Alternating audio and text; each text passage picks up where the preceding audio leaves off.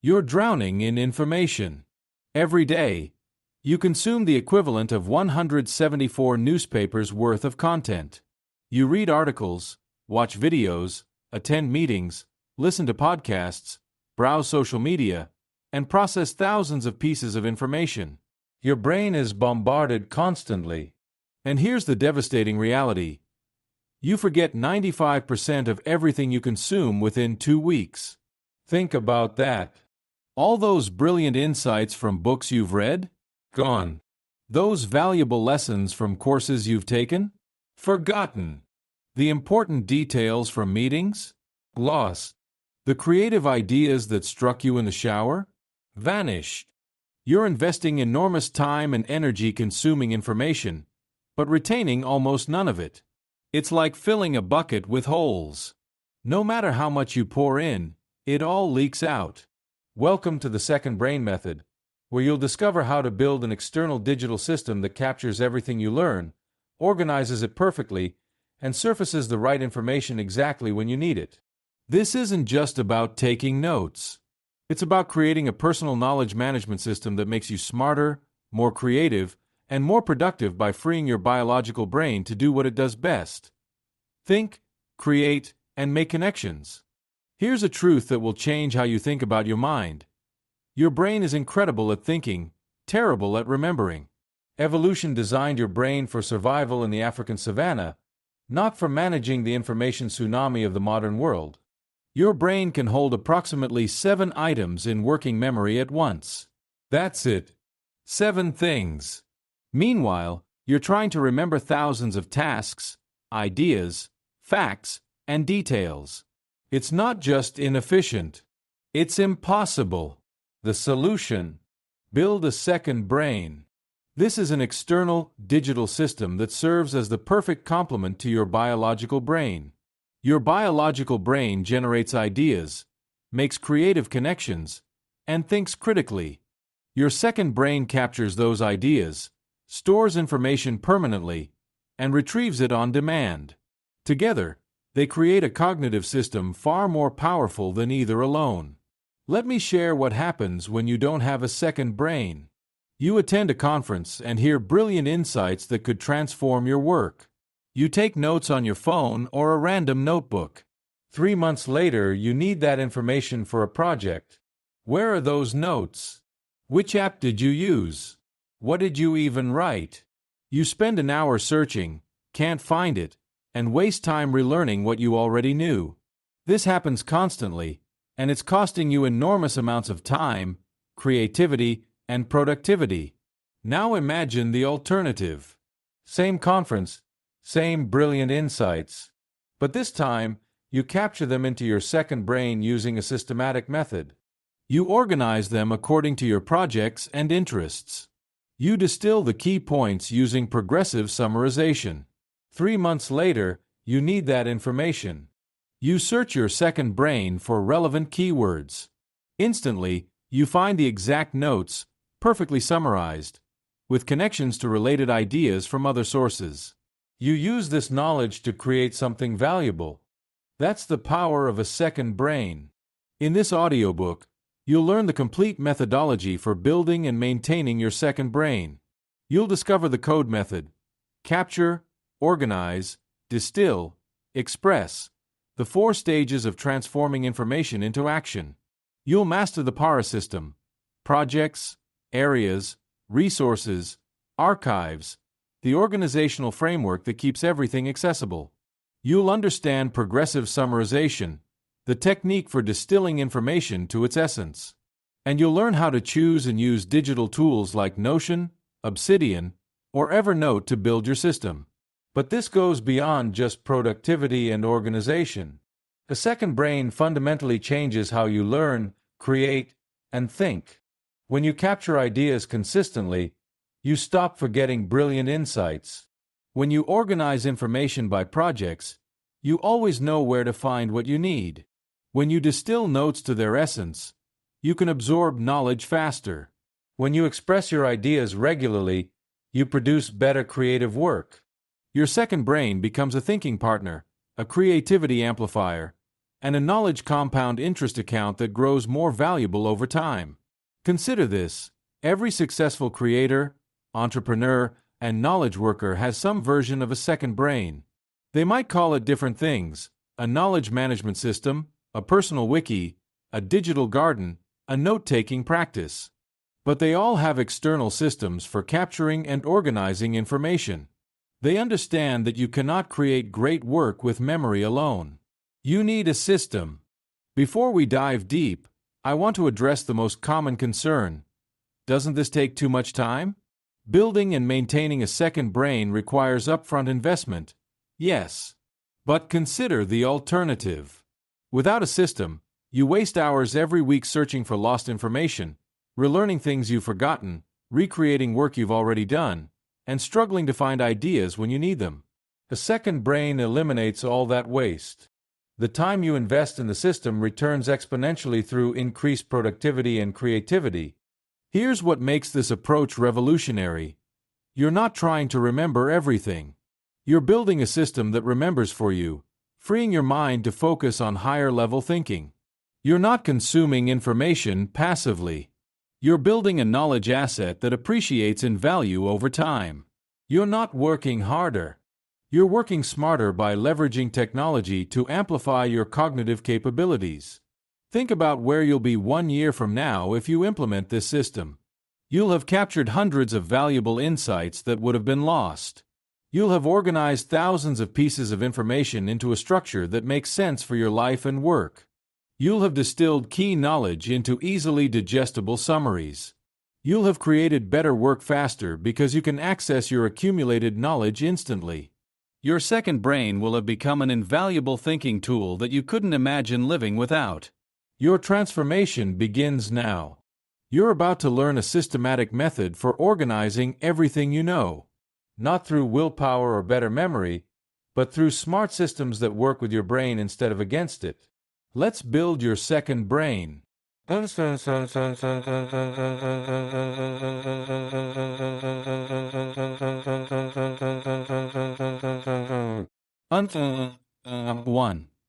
What is a second brain?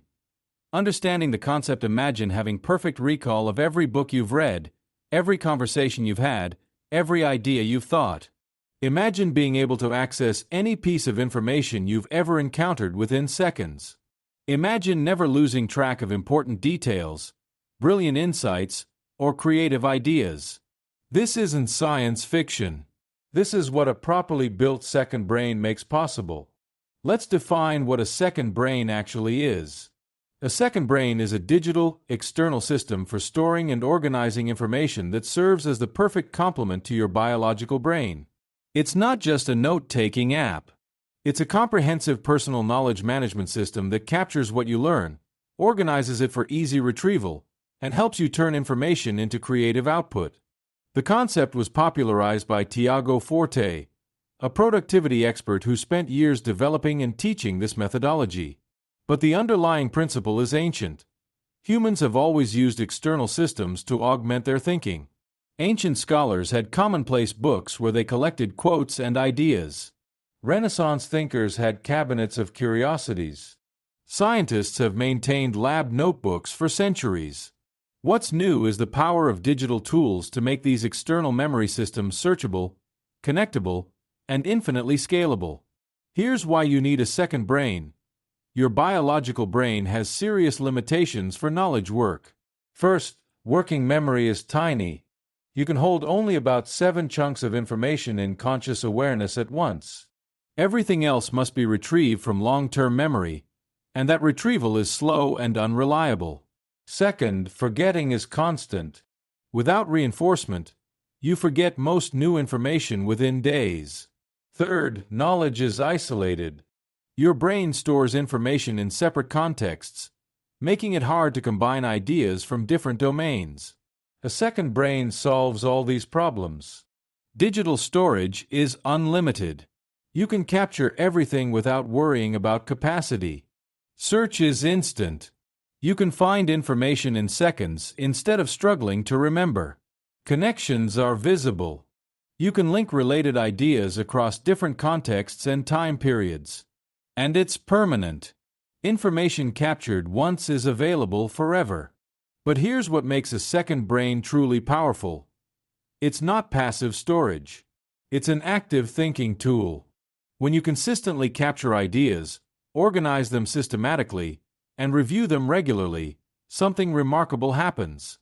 Your second brain begins to surface unexpected connections, spark new ideas, and reveal patterns you wouldn't have seen otherwise.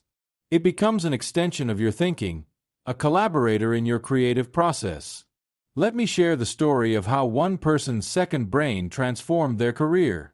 David was a consultant who struggled to leverage his extensive experience. He'd worked on hundreds of projects, learned countless lessons, and developed valuable frameworks. But when starting a new project, he couldn't remember most of what he'd learned before. He was constantly reinventing the wheel, unable to compound his knowledge. Then David built a second brain.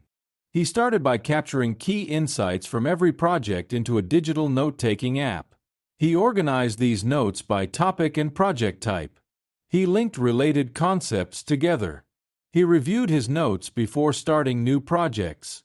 Within 6 months, his effectiveness doubled.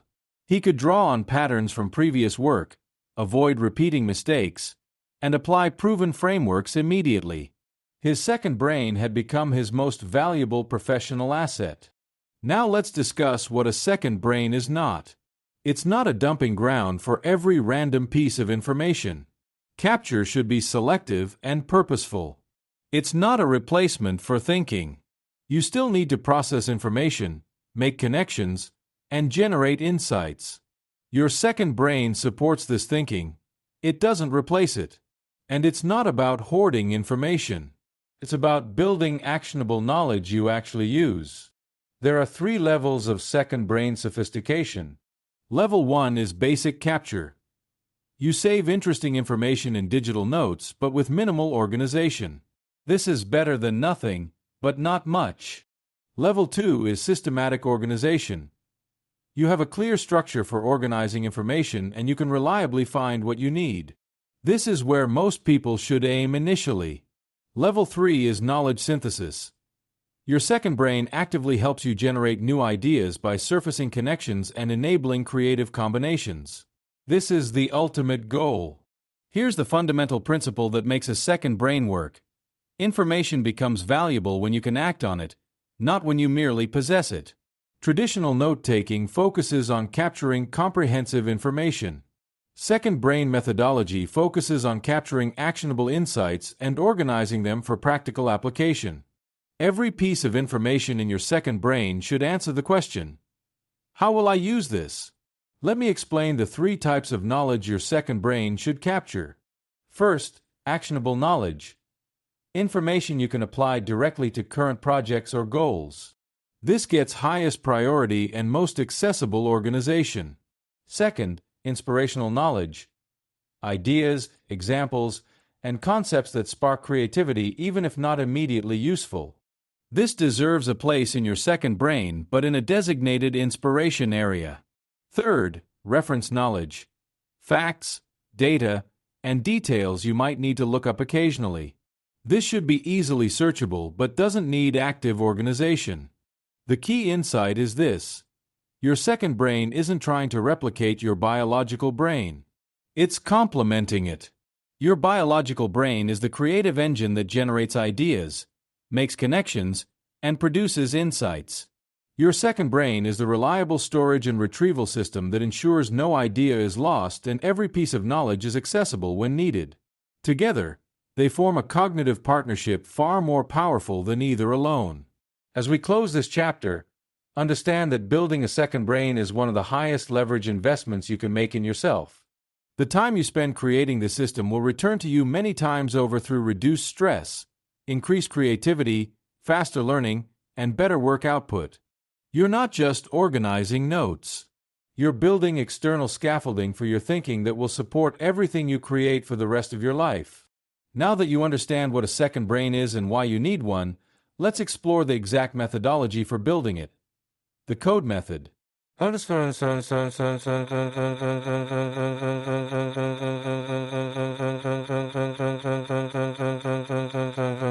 Understand. Chapter 2. The Code Method. Your second brain framework. Building a second brain without a systematic method is like building a house without blueprints. You might create something, but it'll be chaotic, inefficient, and probably collapse eventually. That's why Tiago Forte developed the Code Method, a 4-stage process for transforming information into creative output. Code stands for capture, organize, distill, and express. Master these 4 stages, and you'll have a complete system for knowledge management. Let's explore each stage in depth, starting with capture. Capture is the practice of saving valuable information from your environment into your second brain. Not everything, mind you. Selective capture of information that resonates with you, surprises you, or seems potentially useful. The key is developing a capture habit that's quick, easy, and consistent. Here are the principles of effective capture. First, capture what resonates, not everything. If something makes you think, feel, or react, that's a signal it might be valuable. Don't try to capture comprehensively. Capture selectively based on emotional and intellectual resonance. Second, keep capture friction-free. The moment you encounter something worth saving, you should be able to capture it in seconds. If capture takes too long, you won't do it consistently. Third, capture the source. Always note where information came from so you can reference it later if needed. What should you capture? Capture highlights from books and articles that stand out as particularly insightful. Capture ideas that strike you during conversations, walks, or shower thoughts. Capture insights from courses, podcasts, and videos. Capture examples of excellent work in your field. Capture your own thoughts and reflections. Basically, capture anything that might be useful for future projects or thinking. How do you capture efficiently? Use tools that minimize friction. On your phone, a quick capture app that syncs to your second brain. 4 web articles. A browser extension that saves highlights with 1 click. 4 physical books. A scanning app that digitizes highlights. 4 random thoughts. Voice memos that transcribe automatically. The specific tools matter less than the principle. Capture should be so easy that you do it reflexively. Now let's discuss the second stage, organize. Organization is about arranging captured information so you can find it when needed and use it for active projects. This is where most people's systems break down. They capture information into a jumbled mess, then can't find anything, so they stop using the system. The key to effective organization is this: don't organize by topic or subject like a traditional library. Organize by actionability and context of use. This is revolutionary. Traditional organization asks, "What is this about?" Second brain organization asks, "When and how will I use this?" We'll explore the specific organizational system, PARA, in the next chapter. For now, understand the principle. Information should be organized according to your goals and projects, not according to academic subject categories. A note about productivity should go into your active project on improving work systems, not into a general productivity folder where it'll be forgotten. The third stage is distill. Distillation is the practice of summarizing and highlighting the most important parts of captured information so you can quickly grasp the key points without rereading everything. This is crucial because you'll capture hundreds or thousands of notes. Without distillation, finding and using information becomes overwhelming. The technique for distillation is called progressive summarization, which we'll explore deeply in Chapter 4. The basic idea: you progressively make important information more visible through layers of highlighting and summarizing. First pass: you capture the full note. Second pass: you bold the most important sentences. Third pass: you highlight the most important parts of the bolded sections. Fourth pass: you write a brief summary at the top of the note. Each pass takes seconds, but together they make the note instantly scannable. Why is distillation so powerful? Because when you return to a note months later, you don't want to reread everything. You want to quickly extract the valuable essence. Distillation creates notes that reveal their value at a glance. You can scan dozens of notes in minutes to find exactly what you need. The fourth and final stage is express. Expression is turning your captured, organized, and distilled knowledge into tangible creative output. Documents, presentations, articles, videos, projects, decisions, whatever form your work takes. This is the ultimate purpose of your second brain. All the capturing, organizing, and distilling serves this goal, making it easier to create valuable work. Here's the paradigm shift. Instead of starting creative projects from scratch, you're assembling them from components you've already captured and refined. Want to write an article? Search your second brain for relevant notes on that topic. You already have insights, examples, and frameworks captured. Your job is assembling and connecting them, not generating everything from zero. Want to make a decision? Review notes from similar past situations. You've already documented lessons learned. Apply them now. Expression completes the knowledge cycle. You capture information because it might be useful someday. You organize it so you can find it when that someday arrives. You distill it so you can quickly extract value. And you express it by creating something valuable. Without expression, your second brain is just a fancy filing cabinet. With expression, it becomes a creativity engine. Let me share how this works in practice. A writer named Maria wanted to write a book about productivity. Before building her second brain, this felt overwhelming. How do you write a whole book from scratch? After building her second brain and using code for 6 months, her approach changed completely. She'd already captured hundreds of insights about productivity from books, articles, her own experiments, and observations. She'd organized these into her second brain according to different productivity themes. She distilled each note to its key insights. When she started writing, she didn't face a blank page. She searched her second brain for notes on each chapter topic. Instantly, she had dozens of pre-existing insights, examples, and frameworks. Her job became curating and connecting these components, not generating from scratch. She wrote the book in 3 months instead of the years she'd anticipated. That's code in action. Capture selectively. Organize for action. Distill to essence. Express through creation. These 4 stages transform your relationship with information from passive consumption to active knowledge building. You're not just reading and forgetting. You're systematically building a knowledge asset that compounds in value over time. As we close this chapter, commit to implementing code. Even if you start small, even if you're not perfect, begin the practice. Capture a few highlights daily. Organize them into a simple structure. Distill the key points. Use them to create something. This cycle, repeated consistently, will transform your productivity and creativity. Now let's dive into the specific organizational system that makes everything findable. The PARA method. Chapter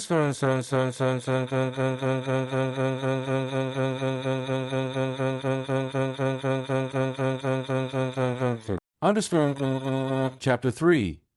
The PARA system. Organizing for action. You've captured valuable information into your second brain. Now what? How do you organize it so you can actually find and use it? Most people organize by topic.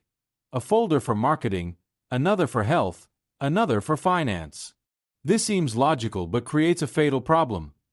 When you need information for an active project, you have to search through multiple topic folders, trying to remember where you might have saved relevant notes. It's slow, frustrating, and often unsuccessful. There's a better way. The PARA method. PARA stands for projects, areas, resources, and archives. This 4-category system organizes information by actionability and time horizon, not by topic. It's simple, powerful, and ensures that your most relevant information is always most accessible. Let me explain each category. Projects are short-term efforts with defined outcomes and deadlines. Examples: launch a new product, plan a wedding, write a quarterly report, organize a conference. A project has a clear finish line. When the outcome is achieved, the project is complete. In your second brain, you create a folder for each active project and capture all related information there, regardless of topic. This is revolutionary. Instead of having marketing notes scattered across topic folders, everything related to your product launch project lives in one place. Market research, competitor analysis, creative ideas, meeting notes, task lists, everything. When you're working on that project, you know exactly where to find relevant information. No searching. No wondering. It's all in the project folder. Areas are long-term responsibilities with ongoing standards to maintain. Examples: health, finances, family, professional development, home maintenance. An area doesn't have a finish line. You maintain it continuously. In your second brain, you create folders for each major area of responsibility in your life. These folders contain information relevant to maintaining standards in that area. The distinction between projects and areas is crucial. A project has a deadline and defined completion. An area is ongoing. Example: Get in shape for summer is a project with a deadline. Health and fitness is an area of ongoing responsibility. The project lives in projects. General health information lives in areas. When the summer fitness project ends, project-specific information moves to archives, but the health area continues. Resources are topics of interest that might be useful in the future. Examples: productivity systems, marketing strategies, writing techniques, cooking recipes, travel destinations. These are things you're interested in learning about but aren't actively working on. In your second brain, you create folders for topics you want to develop knowledge in, even if they're not related to current projects or areas. This is where you capture information that resonates but isn't immediately actionable. Maybe you read a fascinating article about behavioral psychology. You don't have a current project or area where it applies, but it might be valuable someday. It goes into a resources folder called behavioral psychology. When you eventually start a project where that knowledge is relevant, you'll know exactly where to find it. Archives are inactive items from the other three categories. When a project is complete, it moves to archives. When you're no longer responsible for an area, it moves to archives. When a resource topic is no longer interesting, it moves to archives. Archives is your cold storage, information you want to keep but don't need active access to. Why have archives instead of just deleting? Because projects often repeat with variations. When you start a similar project later, you can reference the archived version to see what worked and what didn't. Also, sometimes interests and responsibilities return. Moving to archives instead of deleting preserves that information without cluttering your active workspace. Here's the beauty of Para.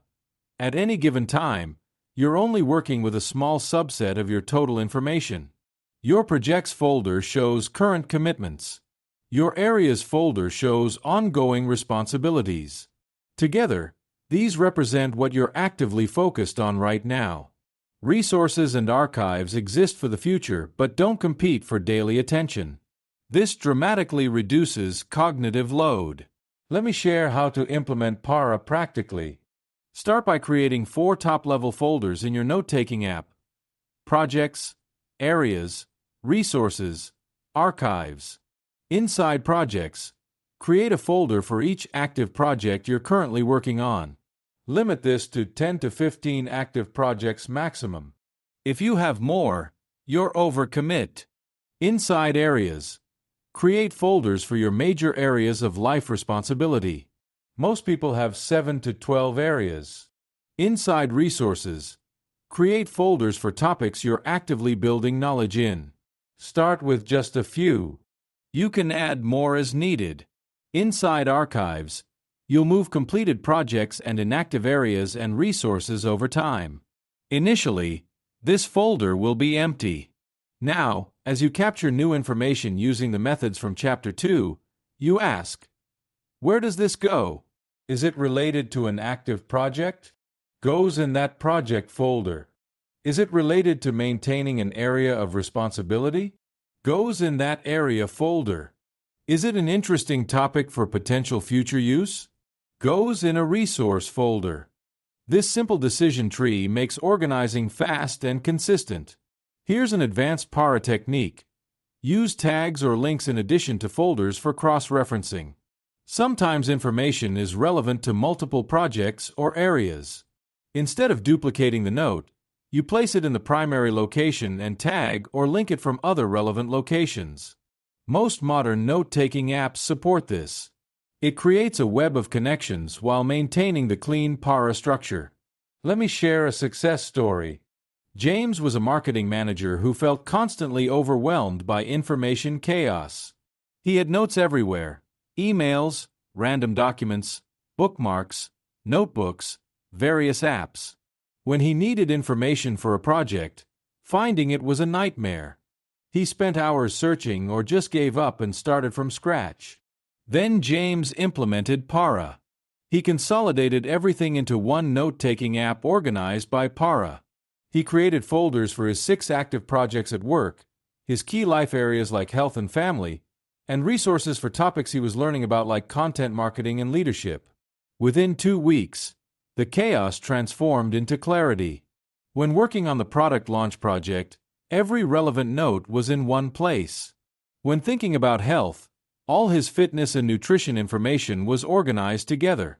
His stress decreased dramatically, and his productivity increased. As we close this chapter, implement PARA in your second brain today. Create the 4 top-level folders. Identify your active projects and create folders for each. Identify your areas of responsibility and create folders. Add a few resource folders for topics you're interested in. Then, as you capture new information, immediately organize it into PARA. This structure will transform your ability to find and use knowledge. Now let's explore how to distill that knowledge to its essence through progressive summarization. Chapter 4. Progressive Summarization. Distilling knowledge to its essence. You've captured hundreds of notes into your second brain. You've organized them using PARA. Now you face a new problem. When you open a note you captured 6 months ago, you have to reread everything to remember what was valuable about it.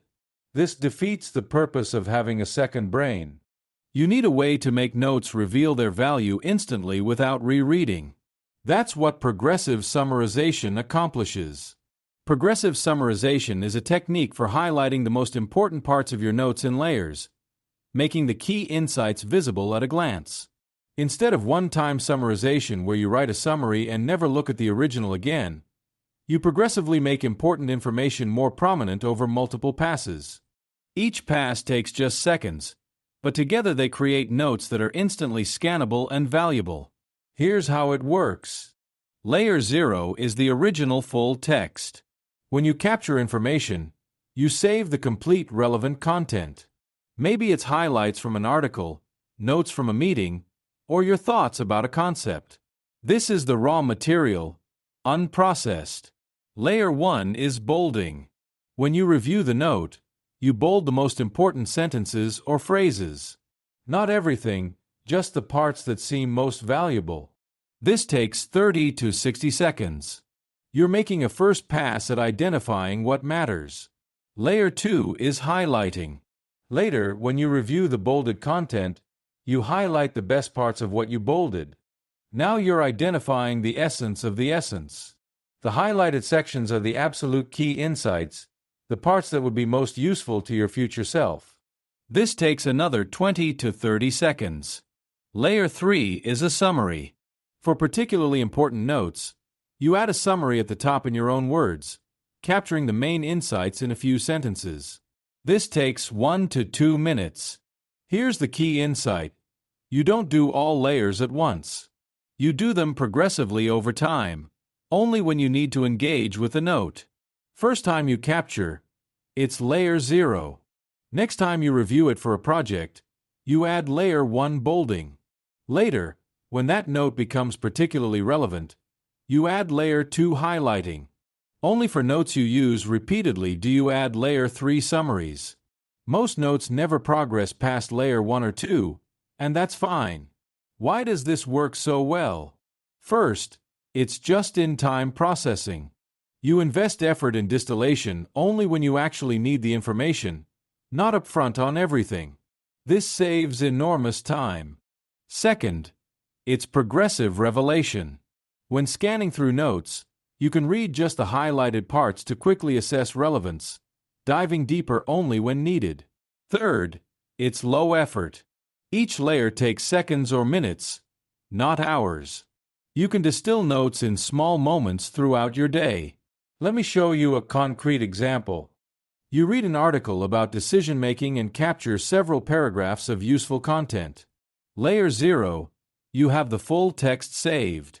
2 weeks later, you're starting a project about improving team decisions. You search your second brain for decision-making notes and find that article. You scan it and bold the 3 sentences that seem most relevant to your current project. That's layer 1, done in 45 seconds. 1 month later, you're writing a section of your project document about decision frameworks. You review your decision-making notes again. You look at the bolded sentences in that article and highlight the one phrase that perfectly captures the framework you want to use. That's layer 2, done in 20 seconds. 3 months later, you're teaching a workshop on decision-making. That note has become central to your work. You add a 3-sentence summary at the top capturing the key framework and when to use it. That's layer 3, done in 90 seconds. Total time invested, less than 3 minutes spread across several months. But now you have a note that instantly reveals its value whenever you see it. Contrast this with traditional note-taking where you might spend an hour carefully summarizing the article immediately after reading it, then never look at those notes again because you've forgotten they exist. Progressive summarization is adaptive. You invest effort proportional to actual utility, not assumed future value. Here are the principles for effective progressive summarization. First, be ruthless in bolding. Bold only what truly stands out, not everything that seems important. If you bold 50% of the content, you've defeated the purpose. Aim for bolding 10 to 20%. Second, be even more ruthless in highlighting. The highlighted section should be the absolute essence, the parts you'd want to see if you only had 10 seconds to review the note. Aim for highlighting 2 to 5% of the original content. Third, use your own words in summaries. When you reach layer 3 and write a summary, don't just copy phrases from the original. Rephrase in your own language. This forces deeper processing and makes the summary more personally meaningful. Fourth, summarize for your future self. The summary should answer, what is this note about? Why does it matter? When would I use it? These questions make the note actionable. Fifth, don't over-summarize. The point isn't to reduce every note to a one-liner. It's to make the note quickly scannable while preserving enough detail that you can dive deeper when needed. Think of it like newspaper structure. Headline gives the main point, first paragraph gives the key details, and remaining paragraphs provide supporting information. You can engage at whatever depth you need. Let me address a common concern. Doesn't this take too much time? Won't you spend forever formatting notes? No, because you're doing it progressively and only when needed. Most notes remain at layer 0 or 1. You never touch them again. Maybe 20% of notes reach layer 2. Only 5% reach layer 3. And each layer takes seconds or minutes, not hours. Total time investment is minimal, but the payoff in accessibility is enormous. Here's an advanced technique.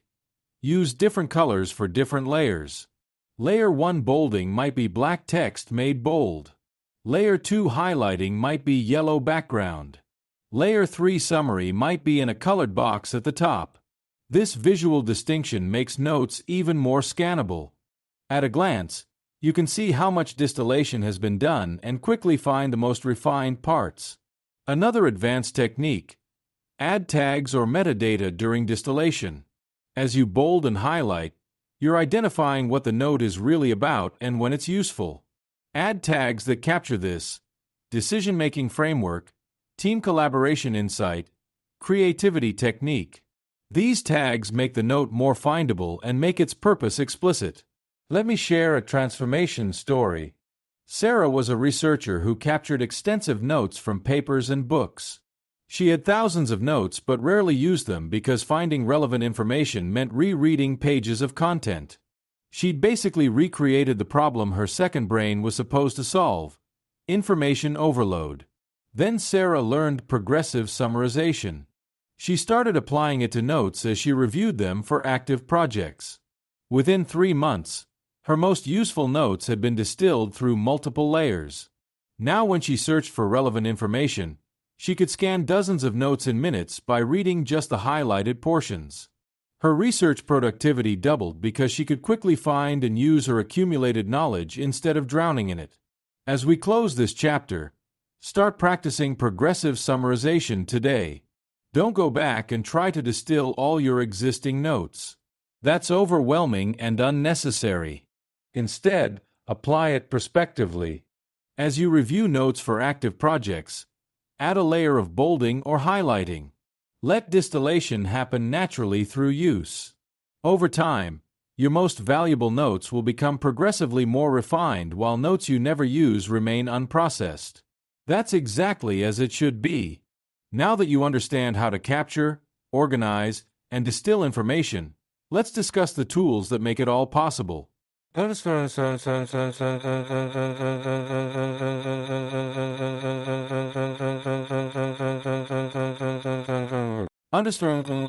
Chapter 5. Choosing your second brain tools. The technology stack. You might be wondering, what app or software should I use for my second brain? This is the question everyone asks first, but it's actually the wrong starting question. The right question is, what capabilities do I need, and which tools provide those capabilities most effectively for my specific situation? Let me guide you through choosing your second brain technology stack strategically. First, understand this crucial principle. The tool is not the system. The code method and Para framework work regardless of which specific apps you use. Don't get trapped in tool obsession, endlessly searching for the perfect app. Pick a tool that meets your core needs, learn it well, and focus on using the methodology consistently. The methodology creates value, not the tool. That said, tools matter. The right tool makes the system easier to maintain. The wrong tool creates friction that undermines consistent use. So let's explore the essential capabilities your second brain needs and which tools provide them. Capability 1. Quick capture from multiple sources. You need to capture information from web articles, books, podcasts, your own thoughts, conversations, and anywhere else ideas appear.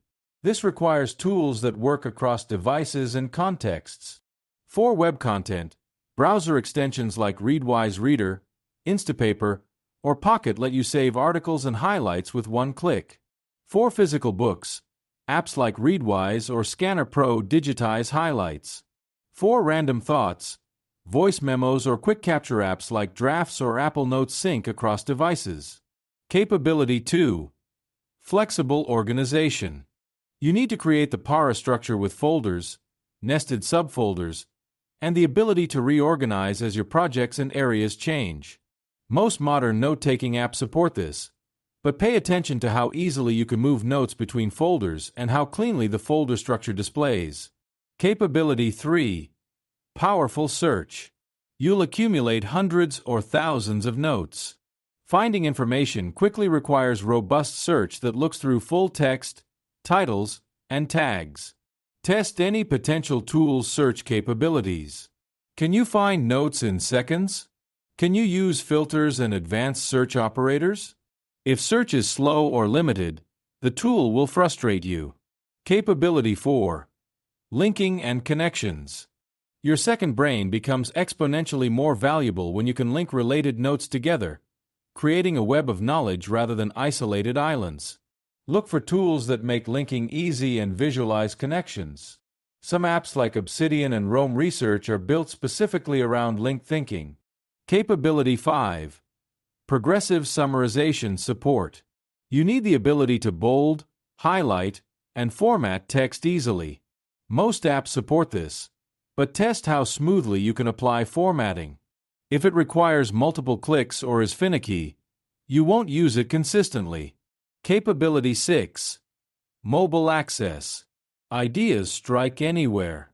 You need access to your second brain on your phone, not just your computer. Check whether the tool has a good mobile app that syncs reliably. Some tools are computer-only, which seriously limits their utility. Capability 7. Longevity and portability. You're building a knowledge asset for life.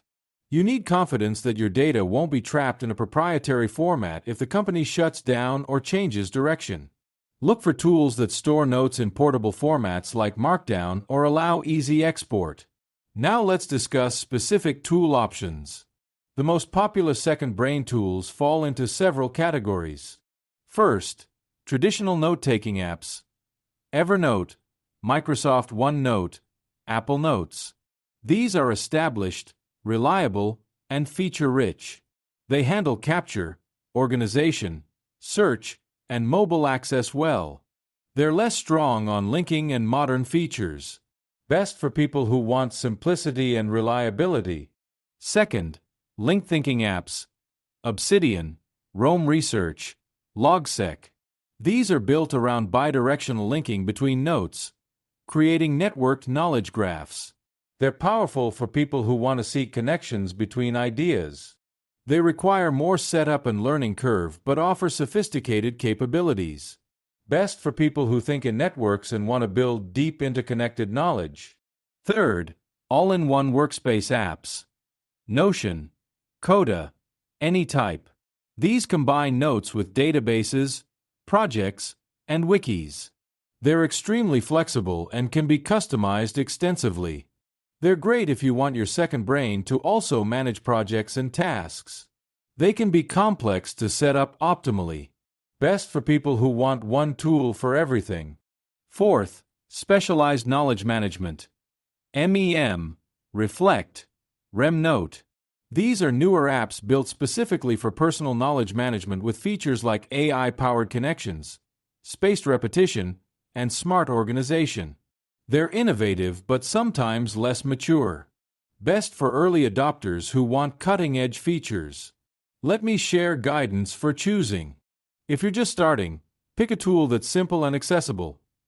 Apple Notes if you're in the Apple ecosystem, Notion for flexibility, or Obsidian if you want linking.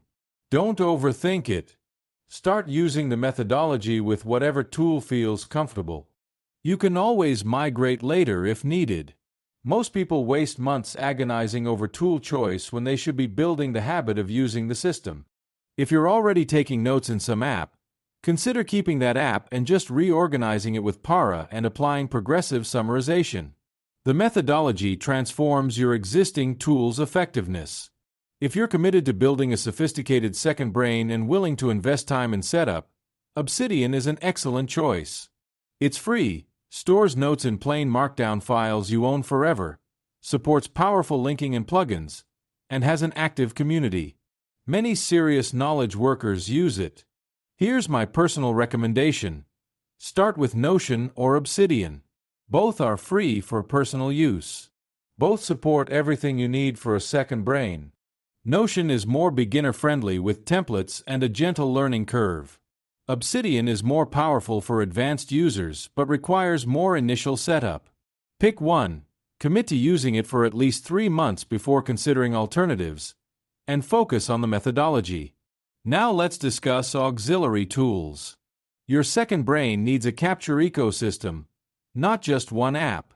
Here's a recommended stack: main second brain app for storage and organization, Notion, Obsidian, or similar. Read Later app for saving web articles, Instapaper, Pocket, or Readwise Reader.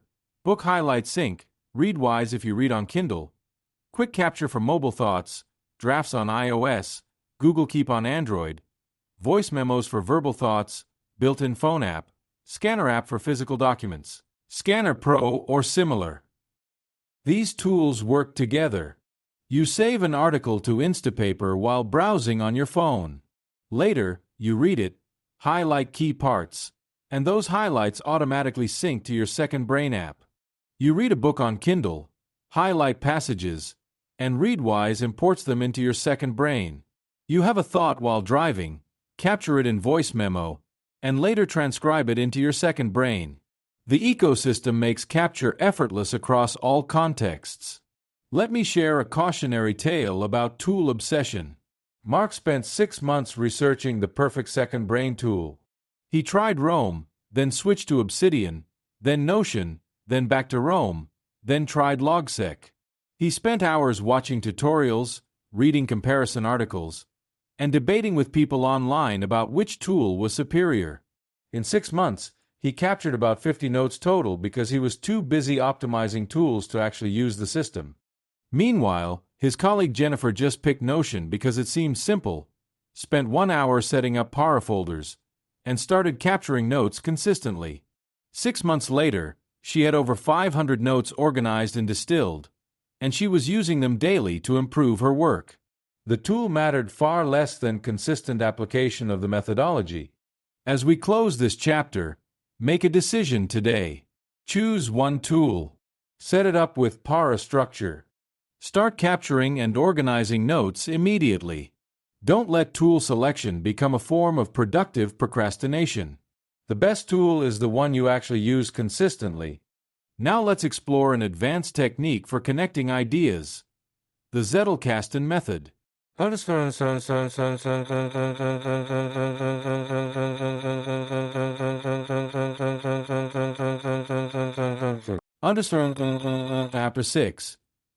The Zettelkasten method and link thinking your second brain captures and organizes information brilliantly. But there's a higher level of knowledge work. Creating new ideas by connecting existing concepts in novel ways. This is where the Zettelkasten method comes in, a powerful technique for link thinking that transforms your second brain from a storage system into a thinking partner. Zettelkasten is a German word meaning slipbox or notebox. The method was developed by Niklas Luhmann, a German sociologist who published over 70 books and hundreds of articles in his career. His secret: a physical box containing 90,000 interconnected note cards. Each card contained a single idea. Each idea was linked to related ideas through references. This network of connected knowledge became an external thinking system that generated insights and connections Luhmann couldn't have created through memory alone. The core principle of Zettelkasten is this: knowledge becomes powerful through connections, not accumulation. You don't just collect ideas. You link them together, creating a web where each idea strengthens and illuminates others. When you need to think about a topic, you don't just review isolated notes. You traverse the network, discovering unexpected connections and generating novel insights. Here's how Zettelkasten works in a digital second brain. First, you create atomic notes. Each note contains one clear idea, concept, or insight, fully explained in your own words. Not just a highlight or quote, but your understanding of an idea. This is crucial. By expressing the idea in your own language, you ensure you've truly understood it, and you create something that fits into your personal knowledge framework. Second, you link notes to related notes. When you create or review a note, you ask, what other ideas in my second brain relate to this? You add explicit links to those notes. Maybe a note about decision-making frameworks links to notes about cognitive biases, project planning, and leadership. Each link represents a meaningful connection between ideas. Third, you create index notes or maps of content that serve as entry points to topics. An index note might be titled Decision Making and contain links to all your notes related to decision making, organized with brief commentary about how they relate. This creates structure without rigid hierarchy. Fourth, you follow links when thinking or writing. When you want to explore a topic or create something new, you start with an index note and follow links through the network. This journey through connected ideas surfaces insights and combinations you wouldn't have found through search alone. Let me contrast this with traditional note-taking. Traditional notes are isolated. You have a note about productivity technique A and another about productivity technique B, but they sit in separate files with no explicit connection. You might remember they're related, but your future self probably won't. Zettelkasten explicitly links them. Technique A is useful for short-term projects, while Technique B works better for long-term efforts. See also Technique C, which combines elements of both. This explicit linking creates two massive benefits. First, it forces you to think deeply about ideas when you capture them. You can't just save a highlight and forget it. You have to understand it well enough to express it in your own words and identify what it connects to. This deeper processing creates stronger learning. Second, the network of links becomes generative. When you traverse the network, following links from idea to idea, you discover connections you didn't consciously create. Maybe you linked Note A to Note B because they share a concept. Note B links to Note C for a different reason. Now you see that A and C relate in a way you hadn't considered. This emergent insight came from the network itself. Here's how to implement Zettelkasten principles in your second brain.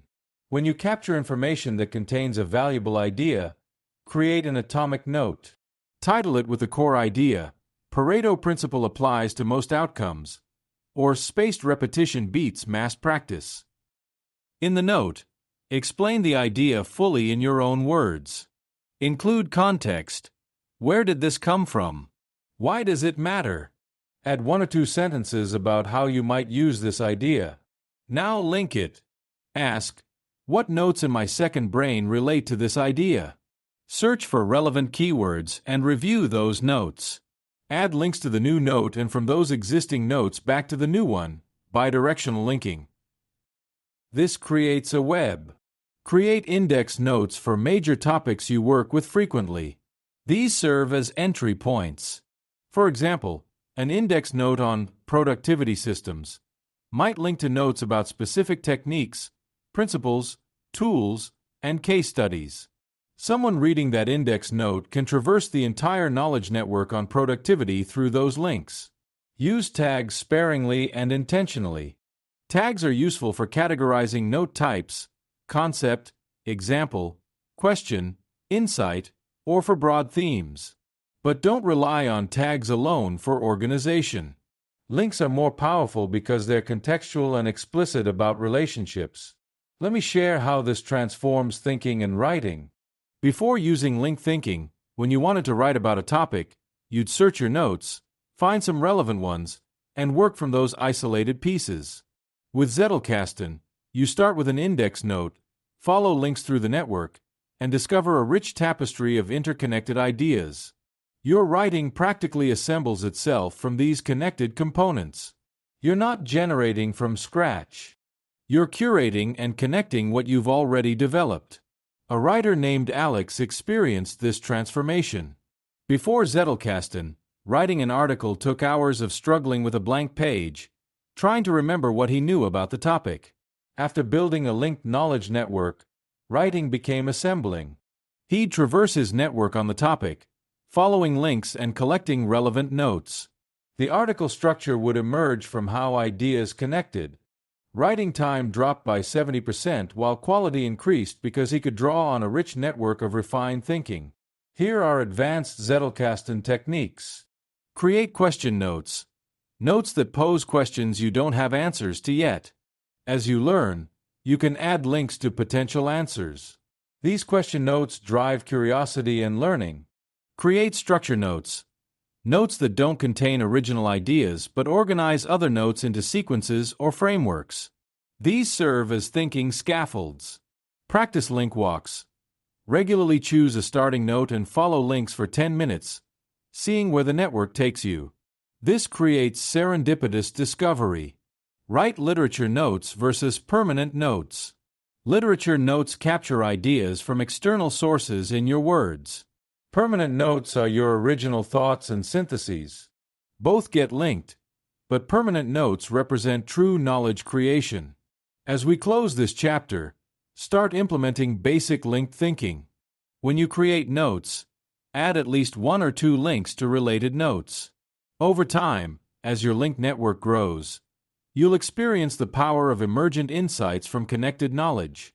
Your second brain will become not just a storage system but a thinking partner that helps you generate ideas you couldn't create alone. Now let's discuss how to maintain your system and make it work long-term.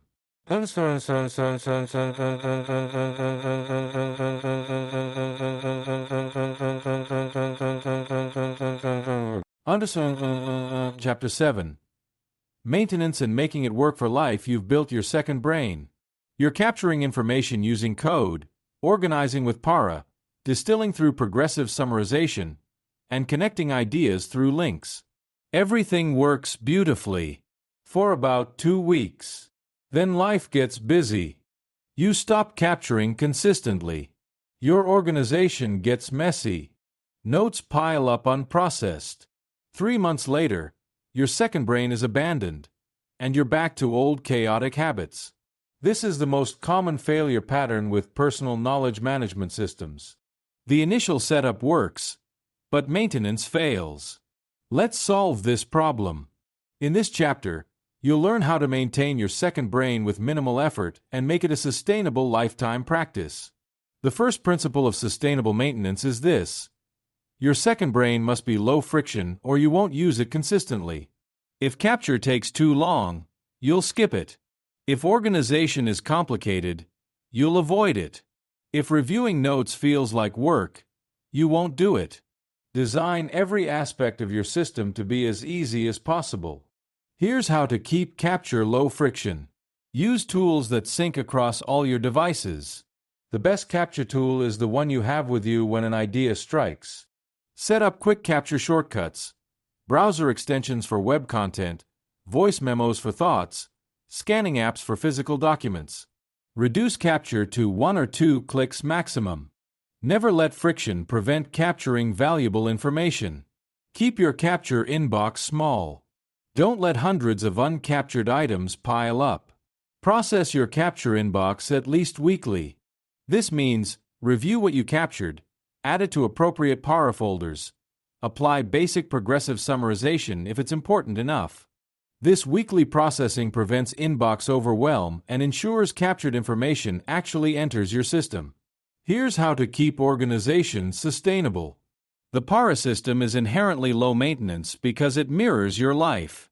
When you start a new project, create a folder. When you finish a project, move it to archives.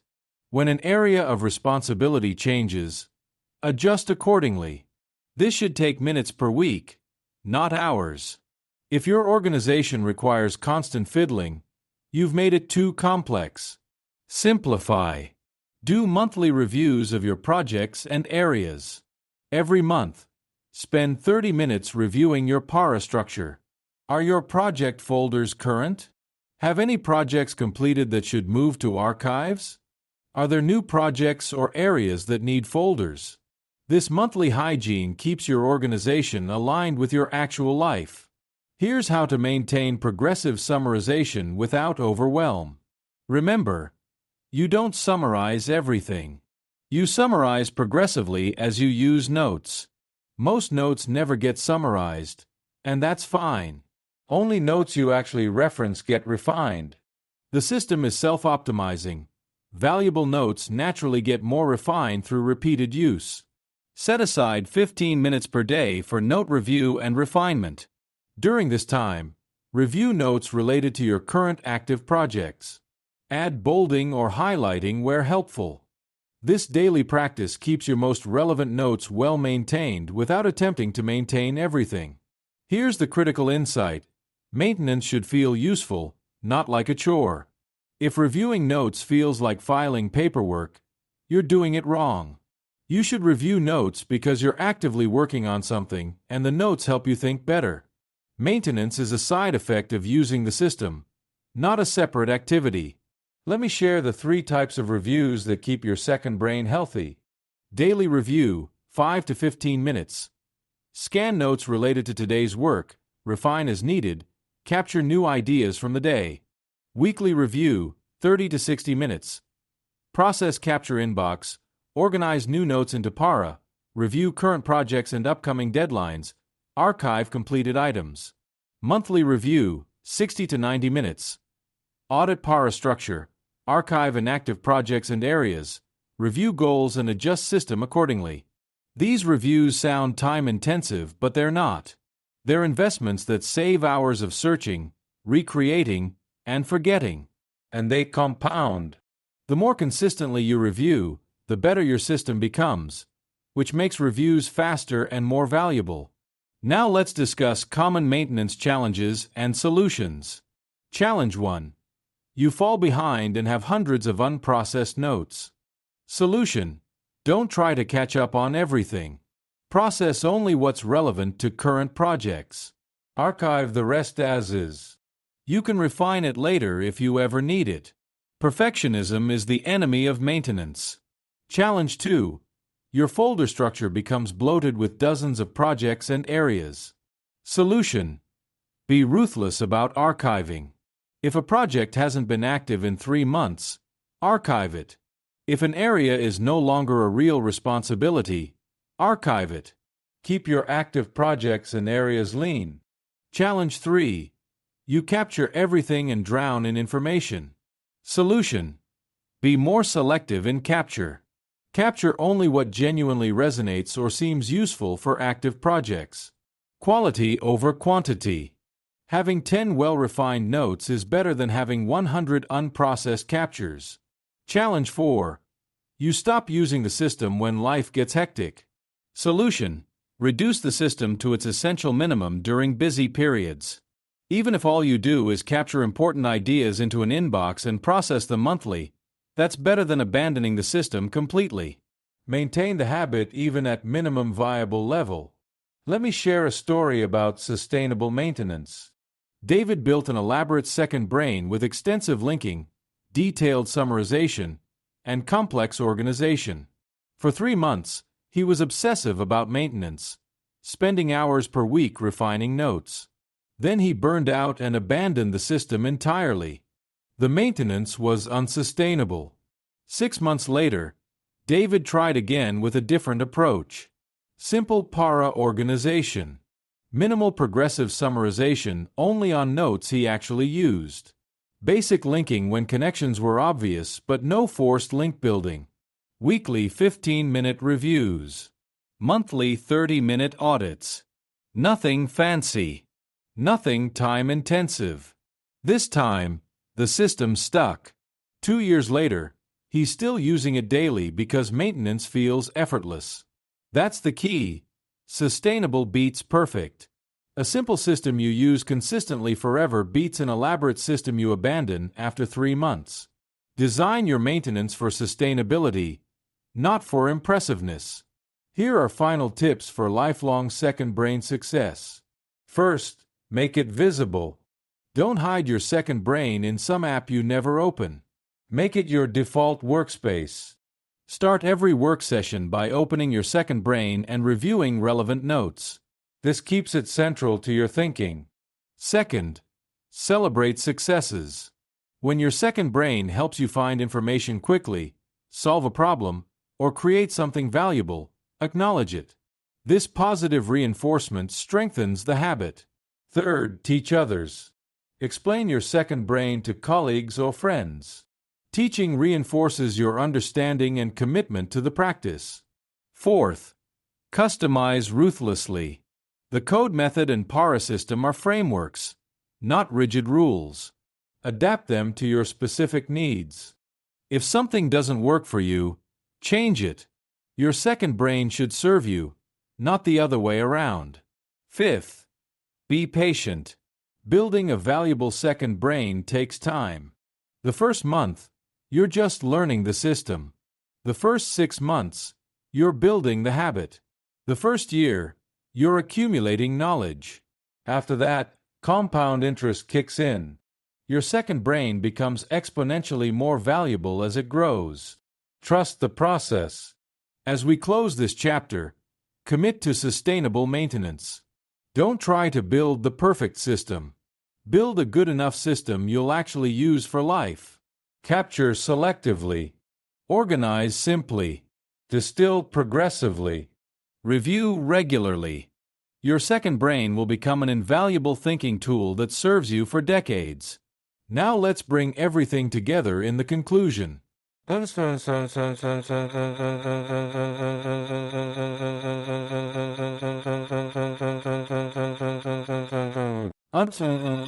Conclusion. Your knowledge compounding journey begins now. We've covered extraordinary ground in this audiobook. From understanding what a second brain is and why you desperately need one, to mastering the code method for transforming information into action, from implementing the power system for organizing everything you know, to using progressive summarization for distilling knowledge to its essence, from choosing the right tools for your technology stack, to linking ideas through Zettelkasten methodology, and finally maintaining your system for lifelong use. You now possess a complete framework for personal knowledge management. You understand both the why and the how. The question is, what will you do with this knowledge? Because knowledge without application is just information. The transformation happens through consistent implementation. Let me give you a clear 30-day implementation plan. Week 1. Choose your second brain tool and set up the basic para structure. Create 4 top-level folders: projects, areas, resources, archives. Inside projects, create folders for your 3 to 5 most important current projects. Inside areas, create folders for your major life responsibilities. This takes 1 to 2 hours total. Week 2. Build your capture habit. Set up capture tools for all contexts: browser extension for web content, quick capture app for mobile thoughts, reading app for articles. Spend this week capturing anything that resonates: interesting ideas, useful insights, important information. Don't worry about perfect capture. Just build the habit of saving what matters. Aim for at least 5 captures per day. Week 3. Practice organization and basic distillation. At the end of each day, take 5 minutes to organize that day's captures into para folders. Ask, is this related to an active project? An ongoing area? A topic of interest? Place it accordingly. Add basic bolding to the most important points. You're building the muscle memory of the code method. Week 4. Implement weekly and monthly reviews. Each Sunday, spend 30 minutes processing your capture inbox, refining notes related to active projects, and archiving completed items.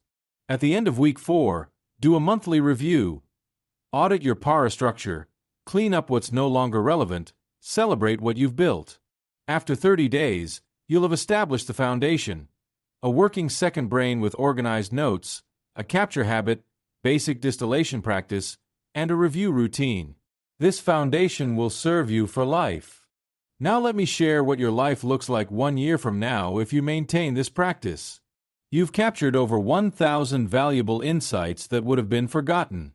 You've organized them into a structure that makes sense for your life. You've distilled the most important notes so they reveal their value instantly. You've created dozens of projects, articles, presentations, or decisions using knowledge from your second brain. You've experienced the magic of rediscovering ideas you captured months ago that are suddenly relevant to current work. More importantly, you've changed how you think. You no longer feel the anxiety of forgetting important information because you trust your second brain to remember for you. You no longer start projects from scratch because you can draw on accumulated knowledge. You no longer feel overwhelmed by information because you have a system that processes it efficiently. You've become calmer, more creative, and more productive.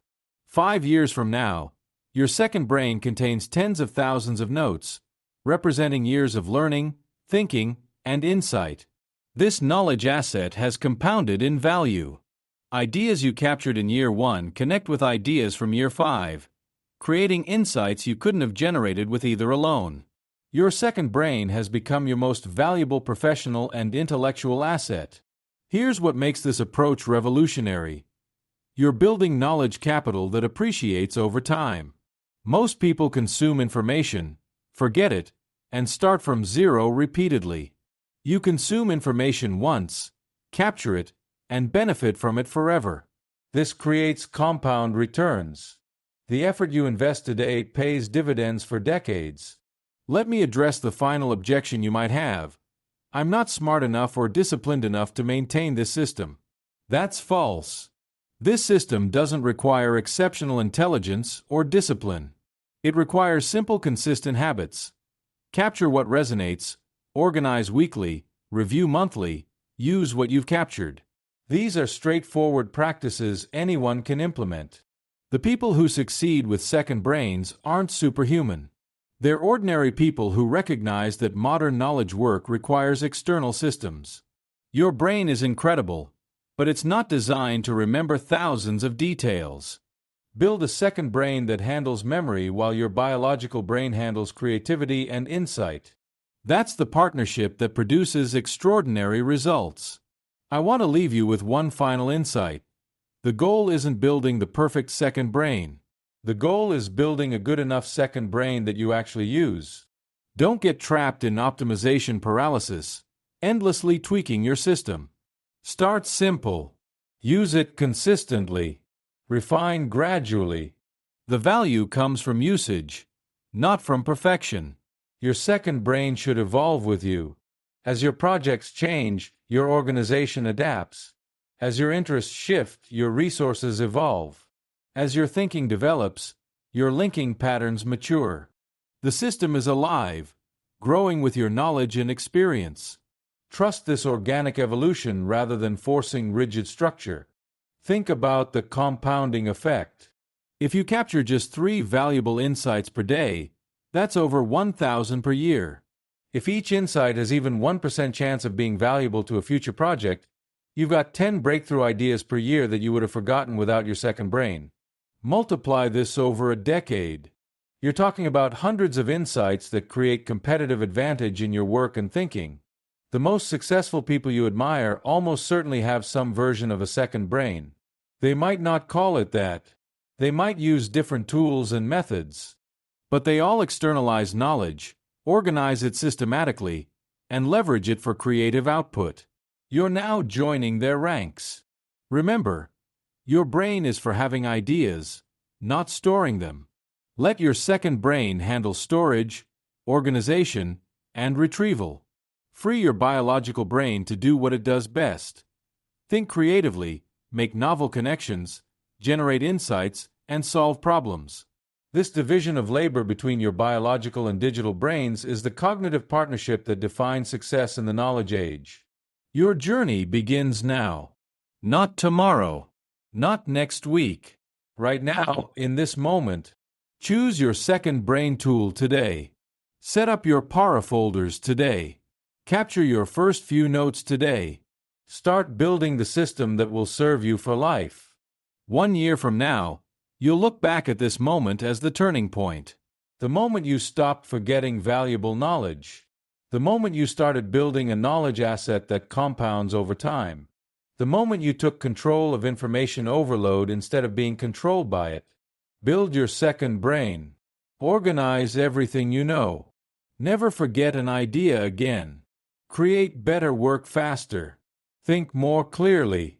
Work more effectively. Live more peacefully knowing that your knowledge is captured, organized, and accessible whenever you need it. The information age rewards those who can manage knowledge effectively. Your second brain is how you win in this environment. The tools are available. The methodology is proven. The only question is, will you commit to building and maintaining your system? Your second brain awaits. Start building it now.